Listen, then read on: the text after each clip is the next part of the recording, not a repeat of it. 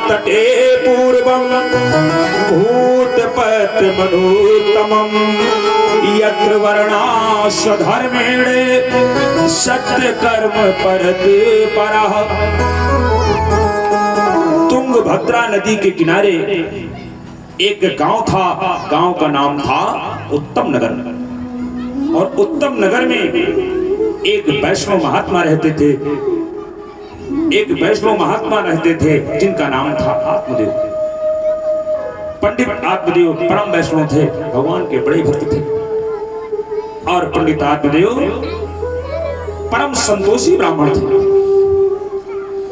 परम संतोषी। संतोष होना भी एक बहुत बड़ी बात है। संतोष सबके अंदर कहने को तो बहुत, लेकिन संतोष आता नहीं। पर उपदेश कुशल बहुतेरे, दूसरे को उपदेश देना तो बड़ी आसान है। एक गृहस्थ की गाय मर गई, एक साधु बाबा पहुंचे, गृहस्थ को समझा रहे, वो भैया मत रो, भगवान का दिया है, भगवान ने ले लिया, ये आवागमन का संसार है, ये तुम्हारा क्या है, सब भगवान का है, ऐसे समझा रहे हैं। एक दिन बाबूजी की गाय मर गई, बाबूजी रो रहे। तो गृहस्थ पहुंचा, कहा बाबा उस दिन तो हमको समझा रहे थे, अब तुम क्यों रो रहे हो? तो कहा बच्चा वो तुम्हारी गाय थी, हमारी गाय है। तो दूसरे को उपदेश करना बड़ा आसान है, लेकिन उस आचरण को खुद में उतारना बड़ा मुश्किल है। तो कहने का तात्पर्य है, पंडित आत्मदेव परम संतोषी ब्राह्मण थे। जो मिल गया, कहते हैं कि संत वही है, संत वही है जो हर हाल में खुश है। मिल गया जो माल तो उस माल में खुश है, और हो गया हलाल तो उस हाल में खुश है। जो मिल गया उसी को बहुत कुछ समझ लिया। भगवान का हर हाल में धन्यवाद अदा करो। दिया तो अच्छा है और नहीं दिया तो भी अच्छा है। हर हाल में धन्यवाद अदा करो, क्योंकि उसके आगे तुम्हारी कुछ चलेगी नहीं। चाहे जितना उपाय हो चलेगी कुछ, चाहे जितना पंतनगर का बीज ले आओ, चाहे जितना बढ़िया रहा, अगर उसकी इच्छा नहीं होगी तो कुछ नहीं होगा। कितने लोगों का धान बर्बाद हो गया, आपके हो गया नहीं हो गया? तो कहने का तात्पर्य है, उसके आगे कुछ चलने वाला नहीं, इसलिए उसकी मर्जी में मर्जी मिलाते रहो। जो वो करता है वो ठीक करता है, मर्जी में मर्जी मिलाओ। एक साधु बाबा एक नाव पर बैठे नदी पार कर रहे थे, नाव में तमाम लोग बैठे थे। और नाव जैसे नदी में पहुंची, बीच नदी में मल्लाह ने कहा देखो नाव की दिशा गड़बड़ हो गई, नाव डूब सकती है, नाव डूब सकती है। अब बीच नदी में अगर मल्लाह कह दे नाव डूब सकती है, बैठी सवारियों पर क्या दी? अब गए, अब गए। उसी नाव में एक साधु बाबा बैठे। साधु बाबा ने क्या काम किया? कमंडल निकाला और कमंडल से जल भर नाव से भर, नदी से भरकर नाव में डालने लगे। कहते हैं जय सिया राम, जय जय सिया राम, जय सिया राम, जय जय सिया राम, जय सिया राम, जय जय सिया राम, जय सिया राम, जय जय सिया राम, जय सिया राम, जय जय सिया राम, जय सिया राम, जय जय सिया राम, जय सिया राम, जय जय सिया राम, जय सिया राम, जय जय सिया राम, जय सिया राम, जय जय सिया राम। अरे लोग कहते बाबा ये क्या कर रहे हो तुम, साधुओं के कसाई हो, वैसे नाव डूबने वाली तमाम नाव में पानी डालते हो। लेकिन बाबा के ऊपर कोई असर नहीं, अपने काम में मस्त। जय सिया राम, जय जय सिया राम, जय सिया राम, जय जय सिया राम, जय सिया राम, जय जय सिया राम, जय जय सिया राम। अब उस संत के आशीर्वाद लगा, संत का पूर्ण प्रताप लगा। क्या हुआ? नाव नहीं डूबी। मल्लाह ने कहा अब नाव नहीं डूबेगी, कोई खतरा नहीं है, अब नाव नहीं डूबेगी।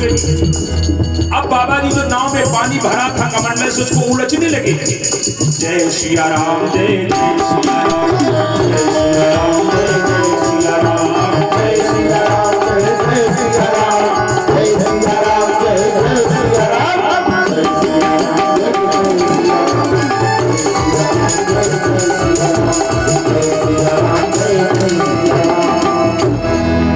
नाव किनारे पहुंची, लोग उतरे, कहा बाबा तुम बाबा हो कि कसाई हो, तुम संत हो? नाव वैसे बुड़ने वाली थी, तुमने और पानी भर रहे थे। तो साधु ने कहा भैया परेशान मत हो, अरे मैं तो भगवान की मर्जी में अपनी मर्जी मिला रहा था। हमने सोचा भगवान की मर्जी है नाव डुबो देने की, तो हमने कहा लो जल्दी कर दें, उनका सहयोग करते जल्दी डूब जाए, क्योंकि अगर उनकी मर्जी है डुबो देने की तो हम बचा भी तो नहीं सकते। आप कोई काम कर रहे हो, आपके काम हम सहयोग कर देंगे तो आप बड़े खुशी हो जाओगे कि चलो हमारा किसी ने सहयोग कर दिया। तो हमने सोचा भगवान के काम में सहयोग कर देंगे, भगवान हम पर प्रसन्न हो जाएंगे। और जब मल्लाह ने कहा नाव नहीं डूबेगी, तो हमने सोचा भगवान की मर्जी नहीं है डुबोने की, तो उसमें पानी बच गया। तो कहने का तात्पर्य बनो, संत भगवान की मर्जी में ही अपनी मर्जी मिलाते हैं, जो मिल गया साथ। मुझे तूने मालिक बहुत कुछ दिया है, कहते भगवान ने हमें कुछ नहीं दिया। भगवान ने तुम्हें क्या नहीं दिया? 2 हाथ दिए, 2 आंख दिया, 2 पैर दिया। अरे जरा उनसे पूछो जिनकी आंखें नहीं चलने के लिए तरस रहे हैं, जरा उनसे पूछो कि हाथ नहीं है खाने को तरस रहे हैं, उनसे तो अच्छे ही नहीं। एक आदमी संत के पास गया, महाराज बहुत गरीब हूं, हमारे पास कुछ नहीं है। संत ने कहा अरे तेरे पास करोड़ों की संपत्ति, तू कहता मेरे पास कुछ नहीं। अरे कहा महाराज हमारे घर में खाने को नहीं, कहते करोड़ों की संपत्ति। संत ने कहा ठीक है, नहीं तेरे पास, चलिए मैं 20 लाख दे रहा हूं, एक आंख निकाल कर दे दे। 20 लाख रुपए दे रहा हूं, एक आंख दे दे। अरे कहा महाराज 20 नहीं 40 लाख तुम आंख देंगे? कहा चल 50 लाख दे रहा हूं, हाथ काट कर दे दे। कहा नहीं दूंगा। तो कहा बता 20 लाख की एक आंख, 50 लाख का एक हाथ, और तू कहता हमारे पास कुछ नहीं। अरे जरा उससे सोचो जिनकी आंखें नहीं है, जिनके हाथ नहीं है, कि सोचो कि परमात्मा ने हमें क्या नहीं दिया। मुझे तूने मालिक बहुत कुछ दिया है, तेरा शुक्रिया है, तेरा शुक्रिया है। मुझे तूने मालिक बहुत कुछ दिया है, तेरा शुक्रिया है, तेरा शुक्रिया है। मुझे तूने मालिक बहुत कुछ दिया है, तेरा शुक्रिया है, तेरा शुक्रिया। ये जायदाद दी है, ये औलाद दी है, ये जायदाद दी है, ये औलाद दी है, ये जायदाद दी है, ये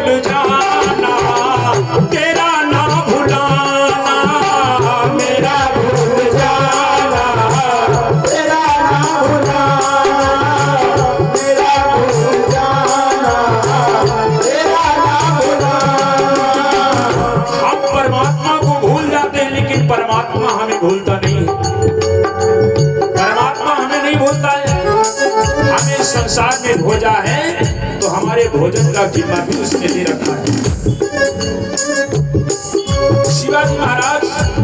शिवाजी महाराज के गुरु थे संत स्वामी रामदास जी। शिवाजी महाराज एक किले का निर्माण करवा रहे थे, तमाम हजारों मजदूर काम कर रहे थे उनके किले में। शिवाजी महाराज को अहंकार हो गया कि आज हमारी वजह से 1000 आदमियों को भोजन मिल रहा है, अगर इनको हम काम नहीं देते तो भूखों मर जाते। एक दिन संत स्वामी रामदास जी शिवाजी महाराज के यहाँ पहुंच गए। अहंकार पर शिवाजी ने कहा, गुरुदेव चलिए अपना किला दिखाएं, और लेकर गए। हजारों मजदूर काम कर रहे हैं। क्या मतलब महाराज, इन हजारों मजदूरों को मैं रोजी रोटी चला रहा हूं। रामदास जी ने सोचा कि इसको तो अहंकार हो गया। अरे ये क्या किसी का पेट भरेगा, पेट भरने का जिम्मा तो परमात्मा का है, आदमी तो माध्यम है। शिवाजी ने कहा, शिवाजी से संत रामदास ने कहा, आओ शिवाजी तुम इधर टहलाएं। लेकर गए। एक पहाड़ था, पहाड़ का टुकड़ा। एक नौकर को बुलाया, बेटा यहाँ आया, हथौड़ा लिए थे, कहा इस हथौड़े को तोड़ो, इस पत्थर को तोड़ो हथौड़े से। और पत्थर को तोड़ा गया। उस बीच पत्थर में एक गड्ढा था, गड्ढे में थोड़ा पानी था, पानी में एक मेढक बैठा था। स्वामी रामदास ने कहा, शिवाजी बताओ इस मेढक को यहाँ भोजन कौन दे रहा था? पत्थर के अंदर पानी, और पानी में मेढक है। कहा बताओ इसको भोजन यहाँ कौन पहुंचा रहा है? शिवाजी जान के चढ़ों पर गिरे, महाराज मेरे अंदर गर्भ में अहंकार हो गया। तो कहने का तात्पर्य भगवान सबको भोजन देने का जिम्मा ले रखा है, लेकिन हम लोग भगवान को भूल जा रहे हैं, वो हम नहीं भूलता है। मेरा भूल जाना तेरा ना भुलाना, मेरा भूल जाना तेरा ना भुलाना, तेरी रहमतों का कहाँ है ठिकाना, तेरी रहमतों का कहाँ है ठिकाना, तेरी रहमतों का कहाँ है ठिकाना। राम राम राम सीता राम राम राम, राम राम राम सीता राम राम राम। मेरा भूल जाना तेरा ना भुलाना, अब तेरी रहमतों का कहाँ है ठिकाना, तेरी रहमतों का कहाँ है ठिकाना। ये बंदा तुम्हारे सहारे जिया है, ये बंदा तुम्हारे सहारे जिया है, तेरा शुक्रिया है, तेरा शुक्रिया है, तेरा शुक्रिया है, तेरा शुक्रिया है। मुझे तूने मान के बहुत कुछ दिया है, तेरा शुक्रिया है, तेरा शुक्रिया है, तेरा शुक्रिया है, तेरा शुक्रिया है, तेरा शुक्रिया है, तेरा शुक्रिया है, तेरा शुक्रिया है, तेरा शुक्रिया है, तेरा शुक्रिया है, तेरा शुक्रिया है।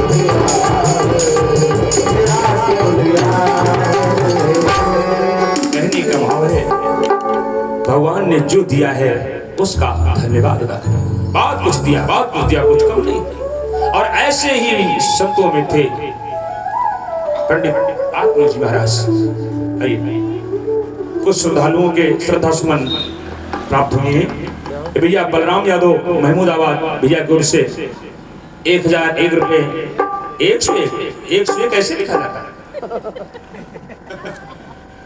पढ़ो चंद्रशेखर भाई, 101 का कि 1001 का है?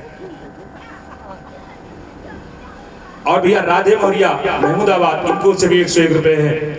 और रिंकी यादव, रिंका यादव, इनकी ओर से भी 501 रुपए हैं। और भैया झब्बू रावत, इनकी ओर से 11 रुपए प्रदान है। बहुत बहुत धन्यवाद है।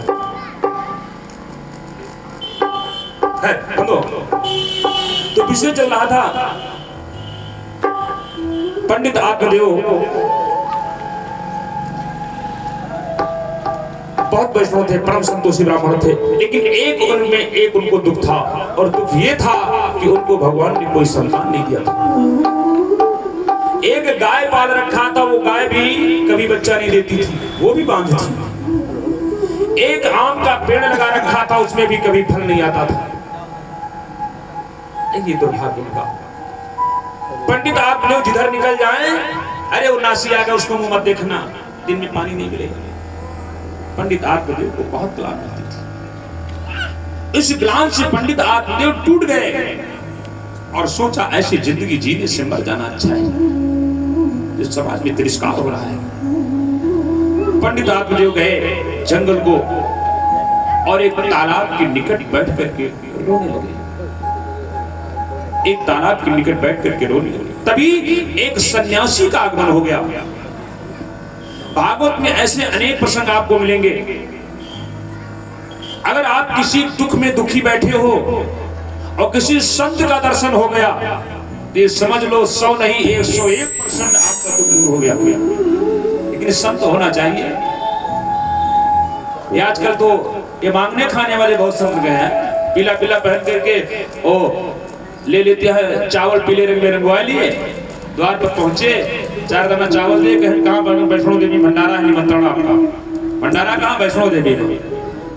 अब पहुंची हो वहां, और भंडारा के नाम पर पवक तो दे हो ना, किलो 2 किलो ऐसे झोली भर लेते, बेच करके अपना काम चलाते। तो ऐसे संतों के दर्शन से कुछ नहीं होने वाला है।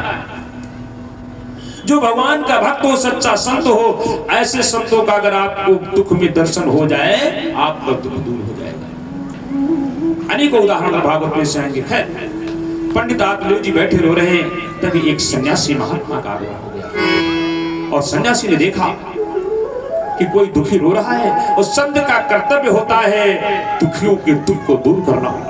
अभी जैसे हमने बताया था, ये भी एक भजन है। सन्यासी पहुंचे पंडित जी के पास और कहा कि कथम रोदसी विप्रतम खाते चिंता बलीयसी वदतम शतवरम महम स्वस्य दुखस्य कारणम। ऐ ब्राह्मण देवता, तुम क्यों रो रहे हो? तुम्हें दुख क्या है? तुम्हें तकलीफ क्या है? क्यों रो रहे हो? जल्दी से अपने दुख का निवेदन करो मुझे, मैं आपके दुख को दूर करने का प्रयत्न करूंगा। आत्मदेव ने रोते हुए कहा, सन्यासी महाराज, किम ब्रवीम ऋषे दुखम पूर्व पापेन संचितम मदीयाः पूर्वजा स्तोयम कवोष्णमुपभोज्यते। कहा, सन्यासी महाराज, मैं अपने पूर्व जन्म में किए हुए पापों के कारण दुखी हूं। जरूर मैंने पूर्व जन्म में कोई घोर पाप किया है कि आज परमात्मा ने मुझे सब कुछ दिया है, लेकिन एक पुत्र नहीं दिया है। मैंने एक गाय पाल रखा है, वो भी बांझ है, वो भी बच्चा नहीं देती है। मैंने एक पेड़ लगा रखा, उसमें भी कभी फल नहीं आता है महाराज। इसलिए मुझे बहुत दुख है क्योंकि भगवान ने कोई बेटा नहीं दिया। सन्यासी ने कहा, अरे सन्यासी बहुत जोर हंसने लगे। अरे कहा, पंडित जी तुम एक बेटे के लिए इतना परेशान हो, बेटे के लिए इतना दुखी हो? अरे बेटा नहीं तो क्या हुआ, बढ़िया मौज करो, मस्ती करो, भगवान का भजन करो। तो आत्मदेव ने कहा, नहीं महाराज, लोग कहते हैं कि जब व्यक्ति मरता है तो इसका बेटा जाकर के गया क्षेत्र में पिंडदान करता है, उसके नाम का श्राद्ध करता है, तब पिता को मुक्ति होती है। महाराज, हमारे कोई बेटा नहीं है तो हमारी तो मुक्ति नहीं हो पाएगी। मैं तो नर्क को जाऊंगा, मेरी नाम का पिंडदान कौन करेगा, मेरा श्राद्ध कौन करेगा? क्योंकि श्राद्ध और पिंडदान तो बेटा ही करता है। सन्यासी और हंसे। अरे कहा, क्या महाराज पागलों जैसी बात करते हो? तुम विद्वान होकर के ये पागलों जैसी बात करते हो? अगर केवल बेटा से ही व्यक्ति की मुक्ति बन जाए तो ना कोई भजन करे, ना कोई तपस्या करे, ना कोई सत्कर्म करे, 10-20 लड़का पैदा कर दे, वो मुक्ति बन जाए, वैकुंठ हो जाए। महाराज बेटा स्वर्ग नहीं देता है, बेटा नरक देता है। का वो कैसे? तुम क्या जानो? तुमने कहा तुम क्या जानो, तुम तो साधु संत हो, तुम्हें बेटे का दर्द क्या होता है, बेटे का मोह क्या होता, तुम्हें क्या पता है? जरा उससे पूछो जिनके बेटे हैं, कहीं थके हारे आओ पापा पापा कहकर बेटा लिपट जाता है, सारा दुख दूर हो जाता है। पुत्र का मोह तुम क्या जानो? महाराज हमको शिक्षा मत दो। सन्यासी ने कहा पंडित क्यों इतना परेशान? अरे बेटा सुख नहीं, बेटा दुख देता है। का कैसे देता है बताओ? का सुनो, जन्मत ही दारा हरे। हमारा विवाह हो गया, हमारी पत्नी घर पर आई, पत्नी हमसे बहुत प्रेम करती है, इतना प्रेम करती है कि हम कहीं बाहर चले जाते हैं तो हमारा रास्ता देखा करती है, इतना प्रेम करती है द्वार पर खड़े रास्ता देखा करती है, इतना प्रेम हमारी पत्नी हमसे करती है। लेकिन जैसे हम दोनों के बीच में बेटा पैदा हो गया, बस पत्नी का आधा प्रेम बेटे में चला गया। अब हम नहीं आते हैं तो अपने बेटे में वो काम बहला लेती, मन बहला लेती। तो जैसे बेटा आया हमारी पत्नी को छीन लिया उसने। जन्मत ही दारा हर, पत्नी को छीन लिया बेटे ने। और जवान भये घर ले, जिस घर को हमने बनवाया मेहनत करके, पक्का घर बनवाया, बढ़िया कमरा बनवाया, बेडरूम बनाया, किचन बनवाया, सब कुछ बनवाया, खून पसीना बहा करके, और जब बेटे का ब्याह हो गया, बेटे ब्याह हो गया, बहू जैसे घर पर आई, बस उस घर पर बेटे का कब्जा हो गया। कहना बप्पा के खटिया छोड़ो जहां भैंसी खाता, बप्पा भैंसी रखा खाते नहीं, बप्पा भैंसी तो रखा होता, या बप्पा ट्यूबवेल पर खटिया छोड़ो इंजन रखा है। घर बनवाया पिता ने, कमरा बेडरूम सब कुछ बनवाया पिता ने, लेकिन अब पिता का स्थान घर में नहीं है, कब्जा बहू बेटे का है। अगर बाप जाता भी है तो पहले खांसे, no entry on the house, पहले खांसे तो जाए, अगर नहीं खांसे कहीं बुढ़ौना है बेसर में घुसर कैसे चला आवत, बोलो अपनों घर में न जाए तो किसी घर में जाए ना जाए। तो जैसे बीच में बहू आई, वैसे हमारा घर छीन लिया हमसे, घर हमारा नहीं रह गया। जन्मत ही दारा हरे और जवान भये घर ले, वो अंत समय खोपड़ी हने, पुत्र कौन सुख दे। अगर कपूत निकला तो जिंदगी में खोपड़ी फोड़ देगा, अगर सपूत निकल गया फिर भी मरने के बाद चिता में 7 बार खोपड़ी फोड़ता है, फोड़ता नहीं फोड़ता। तो कहा ये बेटा सुख नहीं देता है पंडित जी, बेटा दुख देता है, इसलिए बेटे का मामला छोड़ो, जाओ भगवान का भजन करो। तो पंडित आत्मदेव ने कहा महाराज हमें शिक्षा मत दो, अगर आपके अंदर सामर्थ्य तो हमें बेटा दो, हम शिक्षा सुनने नहीं आए। सामर्थ्य है दे सकते हो तो बेटा दो। तो बंधु कहते हैं कि जो सामर्थ्य एक संत के अंदर होती है,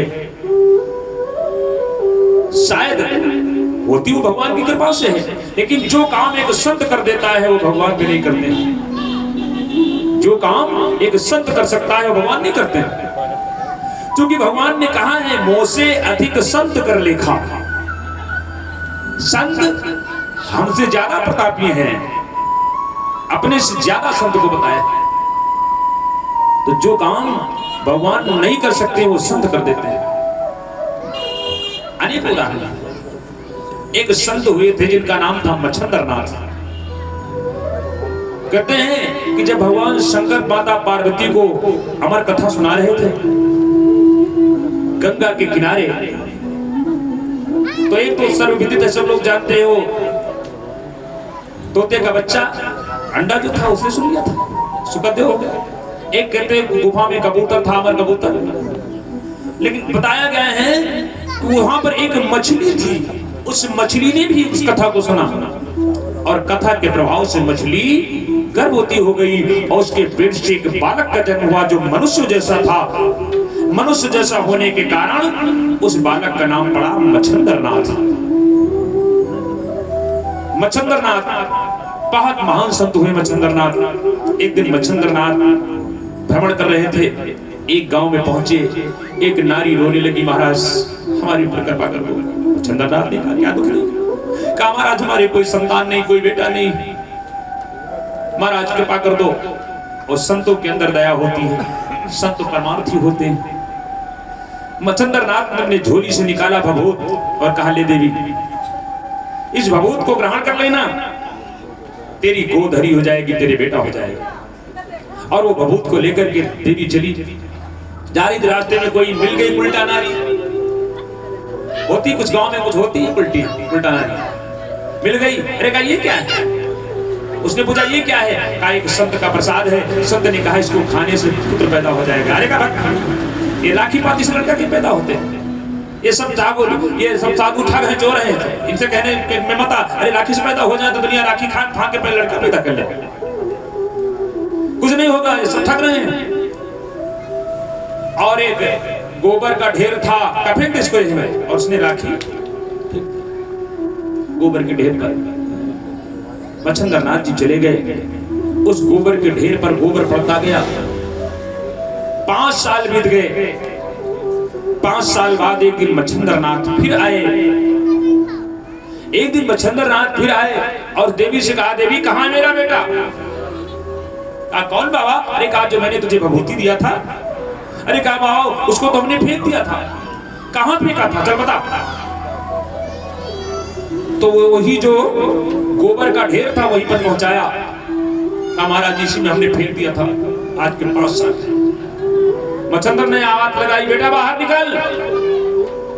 जैसे आवाज लगाई, 5 साल का बालक गोबर के ढेर से बाहर निकला। गोबर के ढेर से 5 साल का बालक बाहर निकला। उसके शरीर में गोबर लगा हुआ था। मच्छिंद्रनाथ उसको स्नान कराया। वो नारी ने कहा महाराज ये हमारा है। कहा तुम्हारा नहीं, ये तुम्हारा होता तो पालन पोषण तुम करती, तुम्हारा नहीं, ये मेरा है। और मच्छिंद्रनाथ उस बालक को अपने साथ ले गए। गोबर से पैदा हुआ था इसलिए उस बालक का नाम रखा गोरखनाथ। और वो बालक आगे चल करके नाथ संप्रदाय का प्रवर्तक हुआ और उसी बालक के नाम से एक शहर बस गया जिसे आजकल हम लोग गोरखपुर कहते हैं। ये संत का प्रसाद है। संत का प्रसाद कभी निष्फल नहीं होता है, संत का आशीर्वाद कभी निष्फल नहीं होता है। ऐसे ही सन्यासी ने सोचा पंडित आत्मदेव को पुत्र की बड़ी चिंता है, अब इन्हें ये बताना चाहिए कि बेटा सुख नहीं देता है, बेटा दुख देता है। पूत अगर सपूत निकल गया तब तो ठीक है, अगर कपूत निकल गया तो जिंदगी नरक बना देगा। अगर 100 साल की तो 90 में मर जी होगी, अगर कपूत निकल गया तो आप इनको बताना चाहिए। संत ने एक फल दे दिया, फल दे दिया और कहा ले जाओ, इस फल को अपनी पत्नी को खिला देना, आपको पुत्र हो जाएगा, आपकी इच्छा पूरी हो जाएगी। पंडित आत्मदेव जी उस फल को लेकर गए और पंडित आत्मदेव की जो पत्नी थी उसका नाम था धुंधली। धुंधली किसे कहते हैं? जिसे कम दिखाई पड़े, अर्थात जिसको ज्ञान ना हो, जिसको अज्ञान हो। शाम का समय जो हो जाता है तो कहते हैं धुंधुरके, कहते हैं धुंधुरके चले रहा है। जब कम दिखाई पड़े लगा तो उसको अज्ञान रूपी अंधकार था धुंधली के मन में और बड़ी उल्टा थी, बड़ी चंचला थी। पंडित जी से बात बात पर लड़ती थी, बात बात पर झगड़ा करती थी। कुछ नारियों की आदत है बिना मतलब को पति से लड़ाई करना। कल हमने बताया था शाम को, जिसने सुना होगा, कि जो पति का कहना नहीं मानती हैं वो दूसरे जन्म में सुअर बनती है। आनंद रामायण में नहीं करता, सुअर बनती है। तो जो लोग पति का कहना नहीं मानती हैं वो दूसरे जन्म में सुअर बनने की तैयारी कर लें, वैसे मानना चाहिए। तो धुंधली का भी यही आचरण था, बात बात पर लड़ाई करना, बात बात पर झगड़ा करना। अच्छा, कुछ माताओं की आदत होती है बिना मतलब को पड़ोसी से झगड़ा कर लेना, बिना मतलब। झाड़ू लगा रही है और कहीं संयोग से झाड़ू के नोक थाना उनके द्वारे पहुंच गए, बस गाड़ी गरौज हुआ शुरू। तो हमारे द्वार का है बाहरी ले, हमारे का है बाहरी ले। अरे बाहर ले तो ठीक है कि इनमें गलती का है, तुम्हारे द्वार साफ होगा। हमारे गांव में है दो जनी खाली झाड़ू लगावे के लिए झगड़ा हो जाता, उनकी गैया कहूं उनके वहां हक ले गोबर और वो उठा ली, झगड़ा शुरू। तो कुछ नारियों की आदत होती बिना मतलब को झगड़ा करना, नहीं करना चाहिए। और यही आचरण था धुंधली का, बात बात पे झगड़ा करना, बात बात पे लड़ाई करना। लेकिन पंडित जी सामंजस्य जीवन बिता रहे थे। जो संत होते हैं वो सामंजस्य जीवन बिता लेते हैं, परिवार में कलह नहीं पैदा करते। हमारे गुरुदेव कहते थे कि दो प्राणी हो, अगर दोनों समझदार रहोगे तो गृहस्थी नहीं चलेगी। एक नासमझ बन जाए बस चलती रहेगी। दोनों समझदार, दोनों बुद्धिमान बन जाओगे तो नहीं निपटेगा। एक जना नासमझ बन जाए, घरे कहा कि ठीक, तुम कहते तुम्हारी बात ठीक है, बस बात खत्म। अब तुम तर्क मिला रहे हो, वो तर्क मिला रहे हैं, इसी में बात विवाद हो जाएगा। एक आदमी थोड़ा वो बन जाए। खैर, तो ऐसे पंडित आत्मदेव सामंजस्य से जीवन बिता रहे थे। पंडित आत्मदेव को सन्यासी ने फल दिया। पंडित जी फल लेकर गए और अपनी पत्नी से कहा, देवी एक संत का प्रसाद है, लो इसे ग्रहण कर लो, हमारी इच्छा पूरी हो जाएगी, हमारे कुल में चिराग हो जाएगा। धुंधली ने फल ले तो लिया, लेकिन सोचा फल खा लेंगे पेट में गर्भ रह जाएगा, पेट बड़ा हो जाएगा। माना गांव में डाकू आ गए तो सब लोग तो भाग जाएंगे, हम भाग भी नहीं पाएंगे। और कहते हैं कि पुत्र पैदा करने में मां को बहुत पीड़ा होती है। लिखा भी है, साइकोलॉजी बताती है कि 1000 बिच्छुओं को डंक मारने पर जितना दर्द होता है उतना दर्द मां को पुत्र पैदा प्रसव करते समय होता है। दर्द होता है। तो धुंधली ने सोचा इतना दर्द कौन बर्दाश्त करे। माना दर्द बर्दाश्त करके पुत्र पैदा भी हुआ तो उसके पालन पोषण में बहुत जिम्मेदारी निभानी पड़ती है। ठीक नहीं, ऐसे ठीक है, मस्त रहो, खेलो, लेकिन अब फल का क्या करे? फल का करे क्या? वो पंडित जी ने दिया है खाने के लिए। पास के गांव में उसकी बहन रहती थी, उसके पास गई, कहा बहन कोई उपाय बताओ। एक फल दिया है हमारे पतिदेव ने, कहा इसको खा लेने से पुत्र हो जाएगा। मैं फल खाना नहीं चाहती, कुछ बता कि फल भी ना खाऊं, फल का फल भी मिल जाए।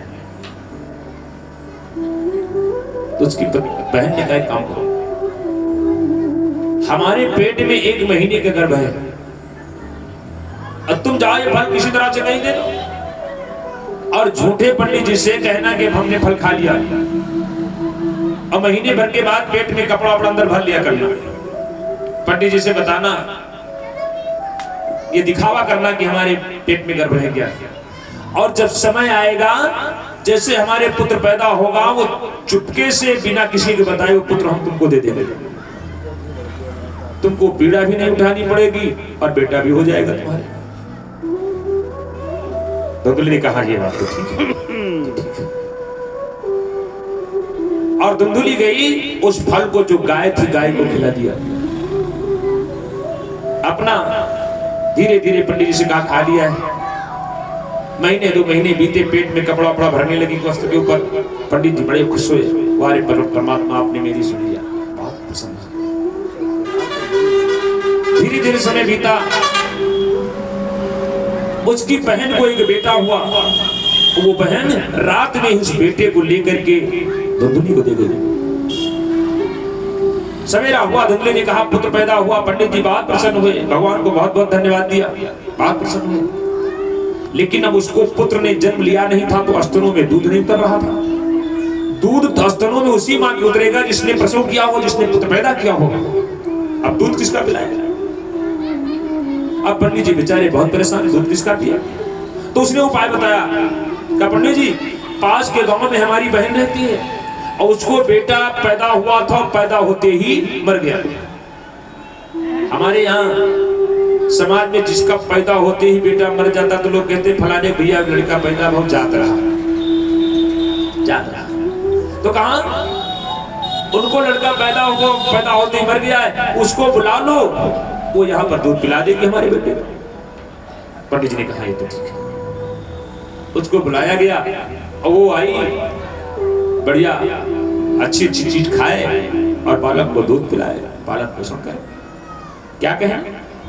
धीरे धीरे उधर जो गाय, जिस गाय को फल खिला दिया था धुंधली ने, वो संत का प्रसाद था। संत का प्रसाद कभी निष्फल नहीं होता है। उसको भी एक बेटे ने जन्म दिया। गाय ने एक पुत्र को जन्म दिया जिसका सारा शरीर मानव जैसा था, लेकिन कान उसके गाय जैसे थे। कान गाय जैसे थे, इसलिए पंडित आत्मदेव ने उस बालक का नाम गोकर्ण रखा। धुंधली ने कहा, देखो एक बेटे का नाम आपने रखा, एक बेटे का नाम मैं रखूंगी। आपने एक बेटे का नाम रखा है गोकर्ण, मैं अपने बेटे का नाम अपने अनुसार रखूंगी। धुंधली का नाम था धुंधली, उसने बेटे का नाम रख दिया धुंधकारी। दोनों बेटे धीरे धीरे बड़े होने लगे, लेकिन दोनों के आचरण बिल्कुल विपरीत थे। गोकर्ण दैव प्रवृत्ति का निकला और धुंधकारी में दारू पनपने लगी।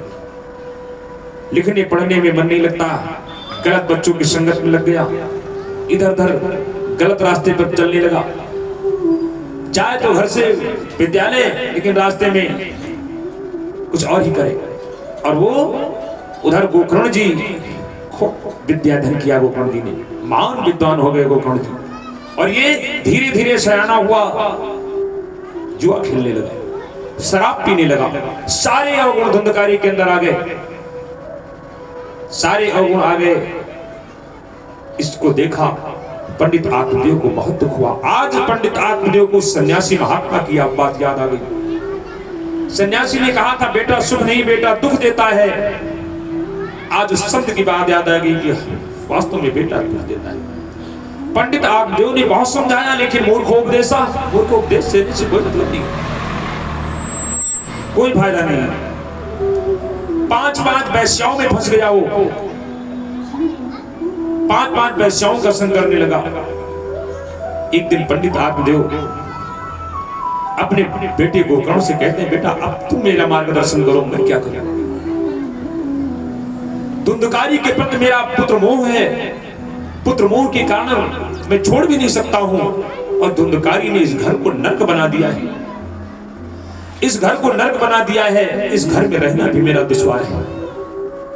बेटा तुम मेरा मार्गदर्शन करो, मैं क्या करूं? गोकर्ण जी ने कहा, पिताजी ये मोह ही तो दुख का कारण है, मोह ही दुख का कारण है।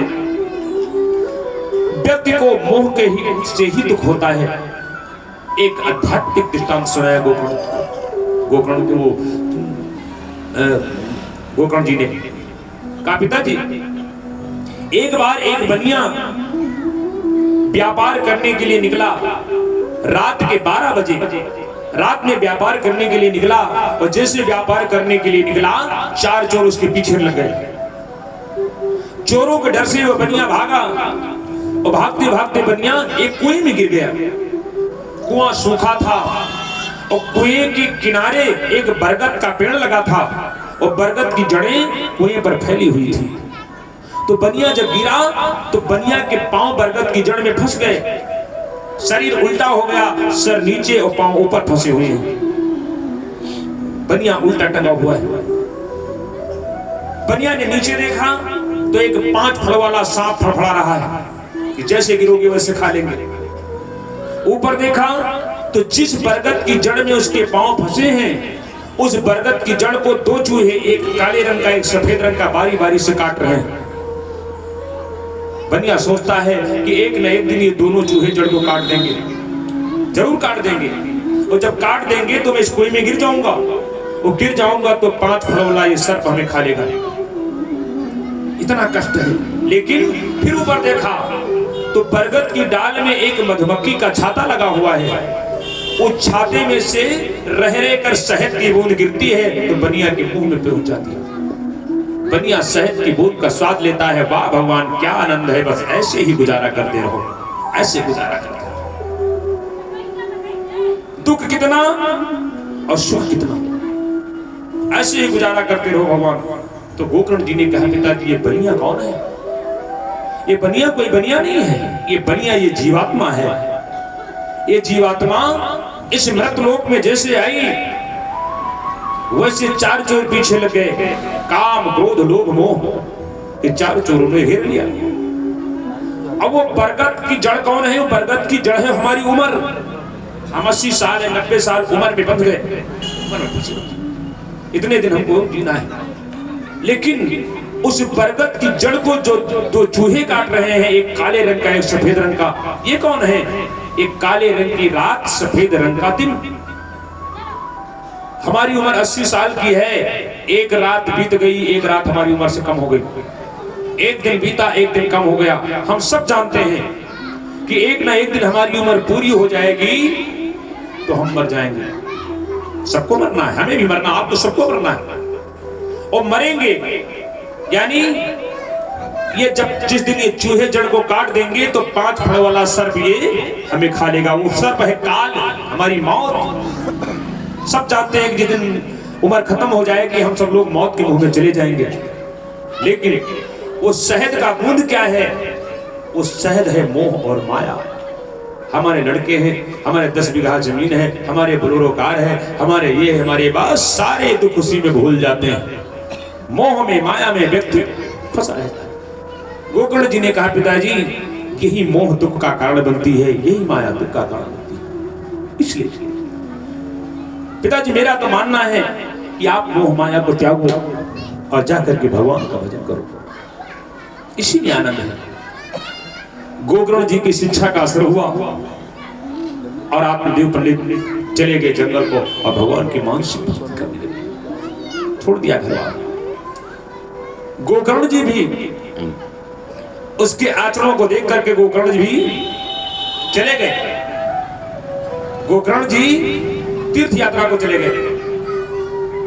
अब तीर्थ यात्रा को चले गए, पिताजी जंगल को चले गए। उसकी मां थी, मां से रोज ला मां ये दे, बच्चों को देना है, ये दे, सारी जीवन मां से मांग कर भाग गया, ये गया दे दिया। एक दिन मां के पास कुछ नहीं बचा, 2-4 जेवर पहने हुई थी, मांगा, मां ने मना कर दिया, मां को जमीन पर गिरा दिया और सीने पर चढ़कर जो कुछ था सब निकाल लिया, बच्चों को दे आया। धुंधली भी उस दुख में एक दिन अंधी हो गई, अंधेपन में वो कुएं में गिर गई, गिर करके उसकी मौत हो गई। अब घर खाली हो गया। जब घर खाली हो गया वो 5 वैश्याओं के जहां जाता था, वैश्याओं को घर पर बुला लाया। अब घर पर बढ़िया मुजरा हो, तबला बजे, क्या कहने, लेकिन वैश्याओं को पैसा चाहिए, मनी इज मनी। उसके पास पैसा रह नहीं गया तो चोरी करने लगा, डकैती करने लगा, चोरी डकैती कर करके और वैश्याओं को पैसा देने लगा। एक दिन वैश्याओं ने सोचा कि किसी न किसी दिन पकड़ा जाएगा, हम लोग भी फंसेंगे और इससे आसानी से पीछा छुड़ाया नहीं जा सकता है, चलो इसको किसी तरह से मार डाला जाए। और वैश्याओं ने जहर दे करके, शराब में जहर मिला करके पिला दिया और धुंधकारी की निर्मम हत्या कर दिया, मार डाला। मार करके आंगन में गड्ढा खोद करके उसी में गाड़ दिया और जो धन घर में बचा था लेकर के चली गई। धीरे धीरे समय बीता। एक दिन गोकर्ण जी तीर्थ यात्रा करके वापस घर को आए तो देखा घर में ताला लगा है। लोगों से पूछने लगे भैया हमारा भैया कहाँ गया? तो लोगों ने कहा जी 1 महीना हो गया घर पर ताला बंद, कोई है नहीं। खैर ताला वाला तोड़कर गोकर्ण जी ने घर को साफ किया। भोजन आदि करके जब रात में लेटे तो बड़ी डरावनी आवाजें आ रही है। गोकर्ण जी ने कहा कौन है, मेरे सामने आओ। उसने कहा भैया मैं तुम्हारा भाई धुंधकारी हूँ, मैंने बहुत पाप किया है, मैं प्रेत बन गया हूँ, भैया किसी तरह से मेरा उद्धार करो। अरे कहा सामने तो आओ। कहा मैं प्रेत हूँ, आपने गायत्री मंत्र का जाप किया, मैं आपके सामने नहीं आ सकता हूँ, मेरी सामर्थ्य नहीं, भैया किसी तरह से मेरा उद्धार करो। गोकर्ण ने कहा मैंने सुना है कि गया क्षेत्र में जाकर के पिंडदान किया जाता है प्रेत शिला पर, तो प्रेतात्मा का उद्धार हो जाता, मैं तेरे लिए गया को जाऊंगा। और गोकर्ण जी गया क्षेत्र को गए, प्रेत शिला पर पिंडदान किया, वापस आए, फिर वही डरावनी आवाजें। अरे कहा मैंने तो तेरे लिए गया में पिंडदान किया है। कहा मेरे लिए 1 नहीं 1000 बार गया करोगे, मेरा उद्धार नहीं होगा, मैंने बहुत पाप किया है। गोकर्ण जी ने गायत्री मंत्र का पाठ किया था, सूर्यदेव से प्रार्थना किया कि मेरे भाई का उद्धार कैसे हो। सूर्यदेव ने कहा गोकर्ण, तुम्हारे भाई का उद्धार एक ही तरह से हो सकता है, उससे भागवत महापुराण की कथा श्रवण कराई जाए। गोकर्ण जी ने कथा सुनाने का नियम बनाया। गोकर्ण जी खुद भागवत के वक्ता थे, कथा का अनुष्ठान घर पर किया। तमाम लोग श्रवण के लिए आए, और जब धुंधकारी सोने के लिए आता था, कथा सुनने के लिए हवा के झोंकों से उड़ जाता था। धुंधकारी ने कहा, भैया मुझे बैठने का स्थान बताओ, मैं रुक नहीं पा रहा हूं। गोकर्ण जी ने व्यास मंच के दाहिनी तरफ एक 7 ग्रंथी 7 गांठ का बांस गाड़ दिया और कहा, तेरा स्थान इसी में होगा। और उसी में वो बैठ गया। एक दिन की कथा पूर्ण हुई, बांस की एक ग्रंथि फट गई। दूसरे दिन की कथा पूर्ण होते दूसरी ग्रंथि फट गई। इस प्रकार 7 दिन की कथा पूर्ण होते होते 7 ग्रंथियां फट जाती हैं और स्वर्ग से विमान आता है और धुंधकारी का उद्धार हो जाता है। बोलो भागवत महापुराण की जय।